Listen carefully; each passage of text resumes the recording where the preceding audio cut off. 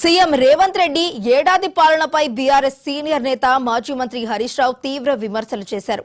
నాడు నేడు పేరుతో ఎన్నికల ప్రచారంలో సీఎం ఇచ్చిన హామీలను స్క్రీన్లో ప్రదర్శించారు. ముఖ్యమంత్రికి సిగ్గు ఎగ్గు లేదంటూ ఫైర్ అయ్యారు.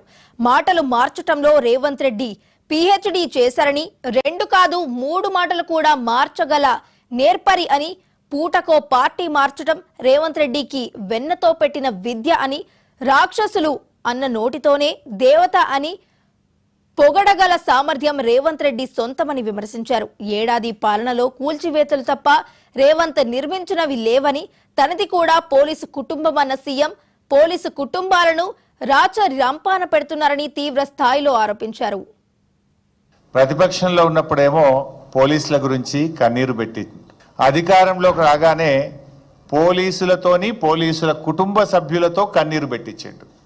ఆనాడేమో మొసలి కన్నీరు, ఇప్పుడేమో ఆ కుటుంబాలతోని ఆ పోలీసులతో కన్నీరు పెట్టించిండు.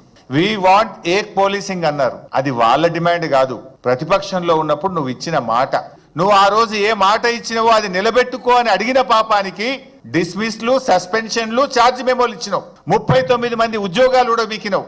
పోలీసుల చేత పోలీసుల కుటుంబ సభ్యుల్ని అరెస్ట్ చేయించిన ఘనత ఇది రేవంత్ రెడ్డిది. నిజంగా నువ్వు పోలీస్ కుటుంబం నుంచి వచ్చిన వాడివైతే, చీమునెత్తురుంటే, మాట మీద ఉండేవాడివైతే ఏక్ పోలీసింగ్ చేయాలన్నా వద్దా? వాళ్ళు రోడ్ల మీదకి రాగానే హోంమంత్రిగా ముఖ్యమంత్రిగా ఉన్న నువ్వు వాళ్ళను పిలిచి మాట్లాడి ఇచ్చిన మాట నిలబెట్టుకొని సమస్యను పరిష్కారం చేయాలి. ఈ మధ్య రేవంత్ రెడ్డి ఎక్సైజ్ శాఖను రివ్యూ చేసినాడు. రివ్యూ చేసి అమ్మకాలు తగ్గుతున్నాయి, సేల్స్ పెరగాలి కదా, ఏ సర్కిల్ పరిధిలో ఏ జిల్లాలో మద్యం అమ్మకాలు తగ్గినాయో ఆ అధికారులందరికీ ఛార్జ్ మెమోలు ఇచ్చిండు.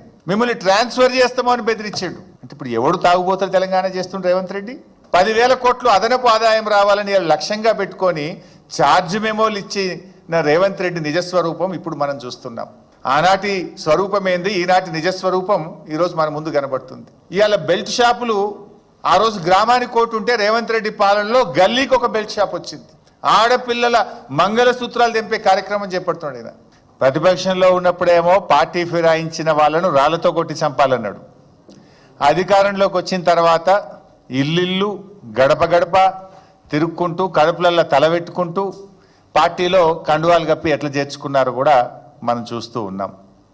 అంటే రేవంత్ రెడ్డి మార్క్ పాలన ఎలా ఉంది అంటే ఫిరాయింపులు, దబాయింపులు, బుకాయింపులతో కూడినటువంటి రేవంత్ పాలన ఇది.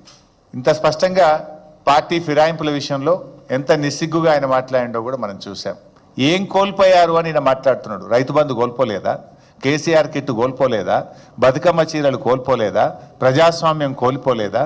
ఈ ఏడాది కాలంలో అనుభవంలోకి వచ్చిందల్లా కూడా మోసం, దగ, నీ 2 నాలుకల ధోరణి. రేవంత్ రెడ్డి గారిని నమ్మితే ఏమైంది అంటే అన్న వస్త్రానికి పోతే ఉన్న వస్త్రం పోయింది అన్నట్టు అయిపోయింది ఈరోజు.